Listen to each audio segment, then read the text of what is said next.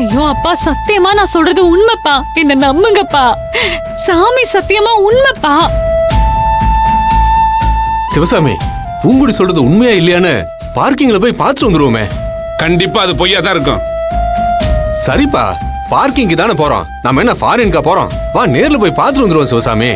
இங்க பாரு ஆனந்த், இவ சொல்றது மட்டும் உண்மைன்னா என் தங்கச்சி மகனை நான் சும்மா விட மாட்டேன். ஆனா நாம அங்க போய் விசாரிச்சதுக்கு அப்புறம் பொய்ன்னு தெரிஞ்சது, இவளை நான் சும்மா விட மாட்டேன். சரிப்பா. சரிப்பா, நேர்ல போய் பார்த்து பேசிக்கலாம். வாப்பா. அப்பா அப்பா அப்பா, பார்க்கிங் இந்த பக்கம்பா. எனக்கு தெரியும். வா பூங்குடி. காலையில 6:07 தான். கொஞ்சம் சீக்கிரம் வந்துடு, லேட் பண்ணிடாத. எனக்கு கோவம் மல்லிகா. வரும். கொஞ்சம் கூப்பிடுறேன். என்னண்ணே, என்ன வேணும்? உன் பையனை கூப்பிடு. என்னண்ணே, மாப்பிள்ளைன்னு வாய் நிறைய கூப்பிடுனே. கூப்பிடுன்னு சொல்றேன்ல. டே சங்கர, எங்க வா. என்னம்மா? மாமா கூப்பிடுறாரு. மல்லிகா, உன் மகன் ஒரு பொண்ணை காதலிச்சு ஏமாத்தி கற்பமாக்கி கைவிட்டுட்டானா?